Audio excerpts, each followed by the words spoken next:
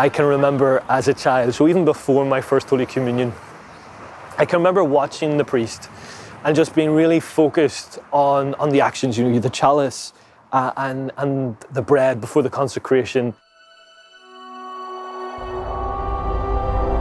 A priest should be a man of prayer. And of course, the Mass is at the center of my day. The Mass is how I start my day, and in fact, it really is the source of my priestly ministry.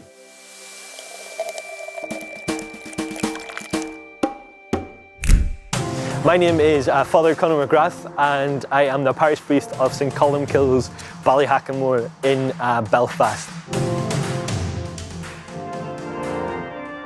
Those high moments of the sacraments, the sacrament of marriage, or First Holy Communions, or the joy of a new child, the baptism, and in the anointing of the sick. But just those privileged moments, you could bring the presence of the Lord to them.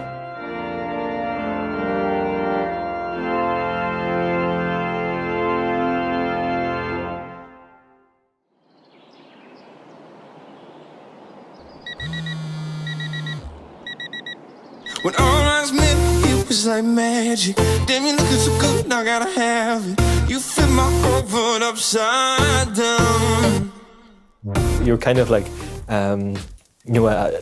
full of all kinds of enthusiasm as a young priest, and as I say, doing things for the very first time.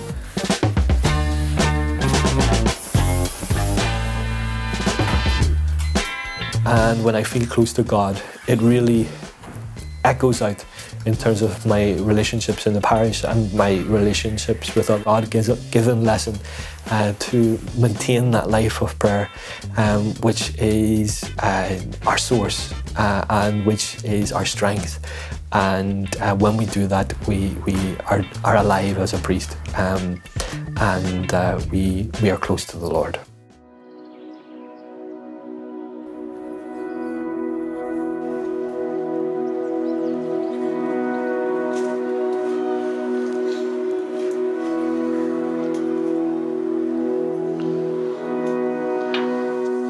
The one thing that I would say about that, about becoming a parish priest at 32, was a reflection, and is a reflection, of where we are in terms of priesthood today. That our numbers are growing smaller, and the reason why I wouldn't have been a parish priest at 32 years old 20 years ago is because we had much more priests, and you would have been in your 50s before becoming a parish priest. I loved it, and I think it's been a real blessing for me. And it's also given me a desire in the new role that I have as Vocations Director. How do we turn the tide?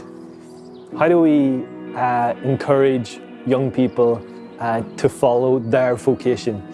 Because one thing that I'm absolutely sure of is God is continuing to call young men to follow him in the priesthood. And next to that is it's our route to happiness, it's our route to contentment, and when we do take that step to follow the Lord, we can be sure that we will be truly blessed. It can be tough. It can be tough for young people to hear the call today, because I think we are flooded with so many different voices and pulled in so many different ways. But the other side of that is, I think there is a huge hunger in people. Hunger in terms of their search for true meaning, for what life is really about. And for those whom God is calling to be a priest, it is a case of making time to hear God's voice, growing in friendship with him, and then there is also part of it that is literally just taking a step. You have to take a step. You have to go toward the Lord. My personality, and perhaps even the personality of some young people today, is a bit more reserved and a bit more hesitant. And we have so many different options. We have so many different roads that we can walk down. But I think once we take that one step toward the Lord, when we follow him in the vocation, maybe it's just to make contact with a vocations director or talk to a priest or indeed somebody who you trust. But when you take that concrete step, you are cooperating with the Lord, and it can be the door, the beginning to a new, a wonderful, a blessed way of life that is the priesthood of Jesus Christ. I truly feel blessed to follow the Lord in this vocation, and I'm absolutely convinced that for those whom God calls and for those who follow, true blessings and fulfillment will follow.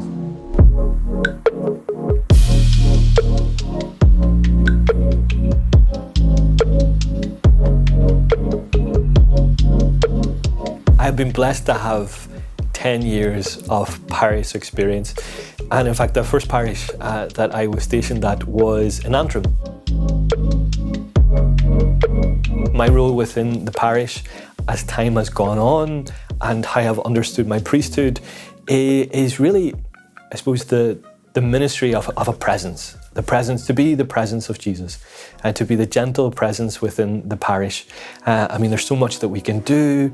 There's so much that we can exhaust ourselves doing.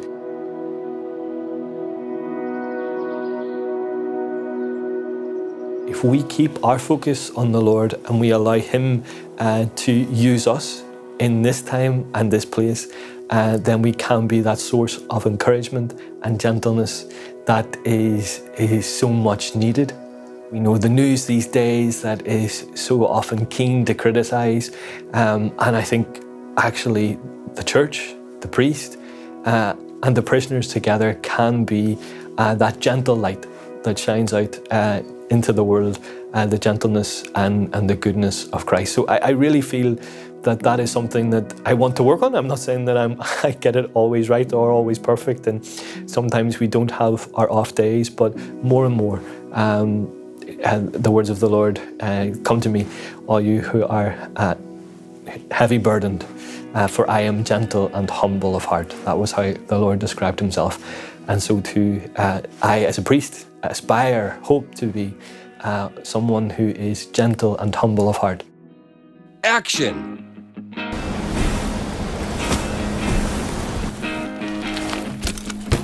Of course, it was full of the fun and the excitement of being a priest. I grew up in a place called Glengormley with my family. In fact, I was the middle of 5 children. I have a sister, brother, me, brother, sister, and a really blessed family. My parents give us the very best. Now it's time to come on home. You've lived your life, it's time to go. And I'm blessed to still have their support. I don't think it came as a shock to them when I told them that I wanted to be a priest, because to be honest, they knew before I did. In terms of, I would have answered that I wanted to be a priest even before I remember. So as a little child, as a toddler, yeah, I wanted to be a priest. Morning stars and angels sing. Have you accomplished anything? The vocation grew up with me. The seed was planted there at a very young age, and that is no small part to my family.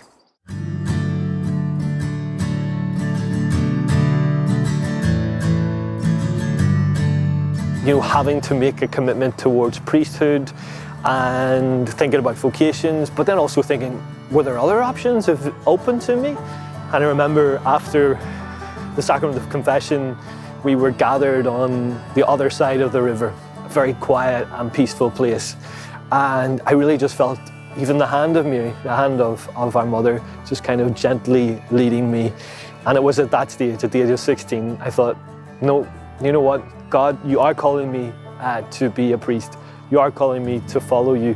So I made the decision at the end of school to enter seminary. Had a wonderful experience of actually growing in friendship with other men who were becoming priests. And it's some of those friendships that have really stood by me as well in my life as a priest. is truly one of the blessings of seminary, that you form friendships and you're on a journey with these brothers together, and together you serve in the diocese and you serve the Lord. So after my 3 years of philosophy, I had the great privilege of going to study theology in Rome, and you couldn't have given me a better experience or a better gift. I loved Rome, completely blown away by the beauty of the place and the churches and the presence of the Pope and everything that meant. So to study there was truly a blessing.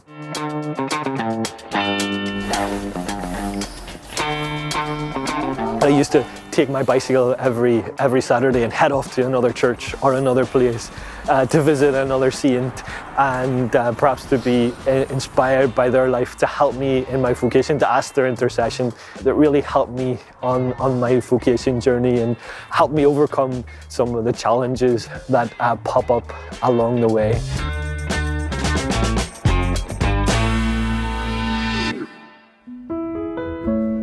A big influence on my priestly vocation, and I suppose even subsequently, would have to be Pope John Paul II. I remember as I don't know whether I was 13 or 14, and going to the school library and taking out the biography of John Paul II called Witness to Hope. And I mean, this book is literally this thick. And I can't say that I was an avid reader at that time, but I can remember flicking through the pages and just being really inspired by this man who had come through so much. I loved the example of John Paul II and really felt that he was someone who was like a guiding star in terms of my vocation. I've seen in reflection too, when my prayer life is good and when I feel close to God, celebrating Mass on a daily basis, visiting the primary school and accompanying the children in their sacraments, which is something I've always enjoyed and got a lot of joy from work in the schools. There was an acute hospital in the parish as well, so you were kind of coming into people's lives at those high moments of the sacraments, whether it was the sacrament of marriage or First Holy Communions or the joy of a new child, the baptism, and then you were going into moments of great difficulty and trials for people who say were at the end of their life in the hospital, and again you could bring the presence of the Lord. After 10 years of ordination, I've been in 4 different parishes. The one thing that I have found remains constant is the support and the goodness of parishioners. In fact, it's absolutely fundamental to the life of a priest. When I feel close to God, it really echoes out in terms of my relationships in the parish and my relationships with others. And I suppose the adverse can also be true, that if my prayer life is not what it should be, if my prayer life is full of distractions, is full of difficulties, then that too can influence my life as a priest and make us quite vulnerable. And I suppose it to me comes as a lesson, and perhaps even a God-given lesson to maintain that life of prayer, which is our source and which is our strength. And when we do that, we are alive as a priest, and we are close to the Lord.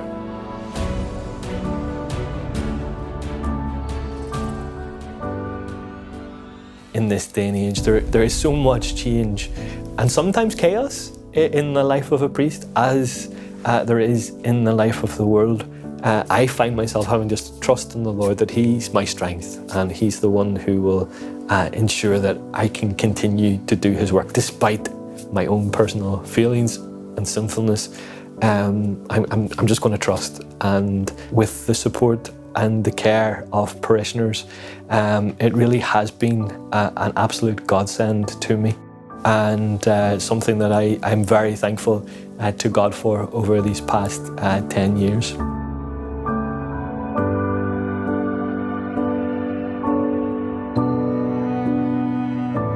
I have always loved Mass, and I remember my first Mass was on the 9th of July, the day after my ordination. And beforehand, I was so nervous. There was so much to do, so many things to get ready. And for instance, even the microphone couldn't be found for me to begin the celebration of Mass. But what I found, the hymn had started, in fact, and the MC came in and said to me, "Oh, Conor, Mass has started, you need to go." So I really felt rushed and kind of thrown into it initially. And then as I was processing down and as I began to celebrate my first Mass, it almost as though I was entering somewhere completely different.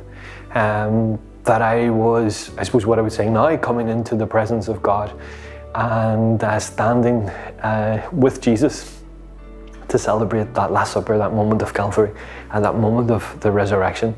And it really became a transformative experience. And I suppose the Mass had led me to priesthood. The Mass is what sustains me in priesthood, and it's what gives me great joy every single day. Of course, over the last couple of years, and through COVID, it's when we were really challenged as to how we live our faith, how we even celebrate Mass, either without a congregation or with all of the restrictions that were involved.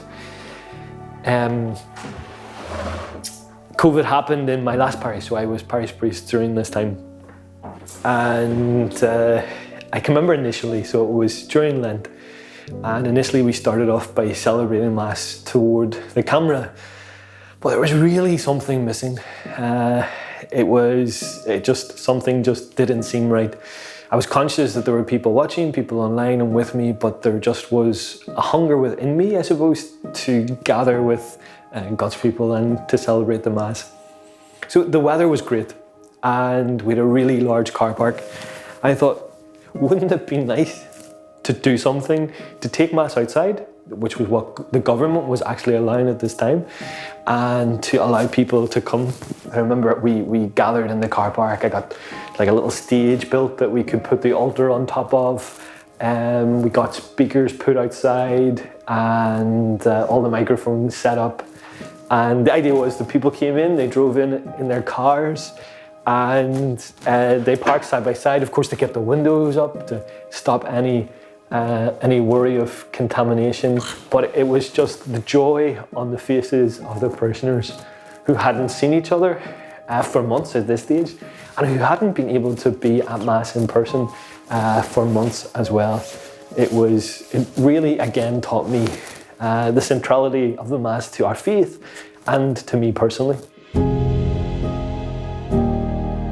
So I suppose I really felt connected to those priests and those people that had gone before, and for their fidelity, for their love toward the Mass, and coming together as the Church.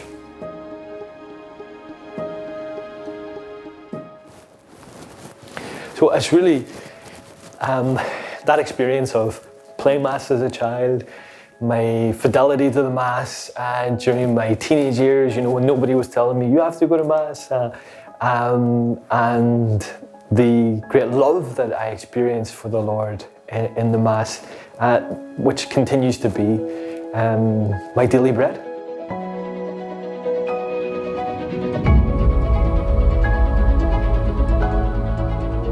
O come, Emmanuel, and ransom captive Israel, that mourns in lowly exile here, until the Son of God appear. Rejoice, rejoice, Emmanuel shall come to thee, O Israel.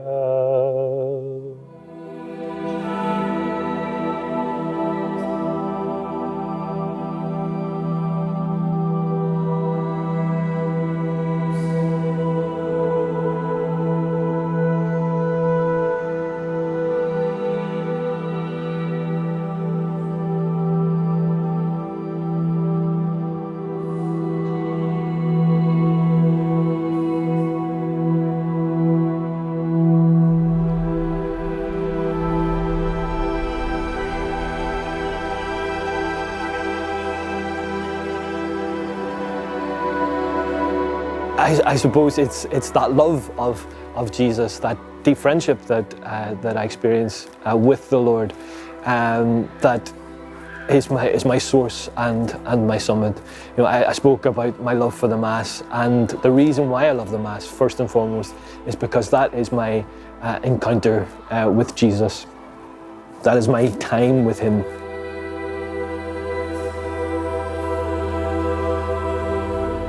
God-given lesson to maintain that life of prayer, which is our strength. And when we do that, we are close to the Lord.